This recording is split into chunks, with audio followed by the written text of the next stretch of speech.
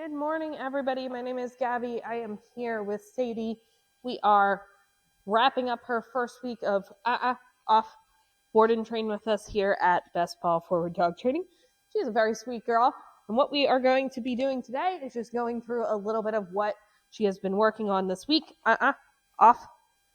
So one of the things with Sadie is that she is a very sweet puppy. She likes to get a lot of attention, so she tends to jump up. So we've been working a little bit, yes, good girl, on just making sure that she is not practicing those jumping behaviors. So first thing we're working on is a little attention. Yes, making sure she is able to check in with me, focus on me. All I am doing right now is marking with the word yes when she looks at me, and then giving a piece of food as reinforcement. Yes. Now this is going to help later on when we're working with some of the more challenging things. Yes. Later down the line, making sure she's able to check in with us, focus on us before we start a session. So great thing to do before you do any session with her in any environment. Okay, making sure she's focused, yes, and ready to go. Okay, good girl. So right there, she thought about jumping up. She actually corrected herself, went into that sit. That is exactly what we want to see. Yes, good girl. She's a very sweet girl. She's very smart. She catches on very quickly, which is excellent. Next thing we started working on is some basics. Sit, stay, So there she popped out. I'm not going to give that reinforcement.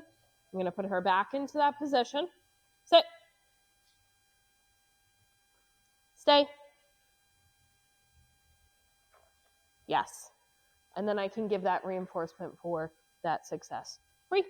We use the word free to let her know she can get up and walk around. If she pops out before then, is when we put her back into that position and try again. Come here. Sit. Yes, good girl. So she's able to go into a sit with a verbal and a hand signal. Free. Now down. When we worked on with down with her at first, she really struggled to go into that down, okay? She kept popping her butt up. She didn't really want to go into that position. She wasn't comfortable with it yet. So what we had to do is I had to sit on the ground, and I'll actually show you just for the purpose of if she has a hard time at home. How I did this is I had my leg up, and I just lured her under, yes, my leg, and marked when she was in that down position. Free. Good girl.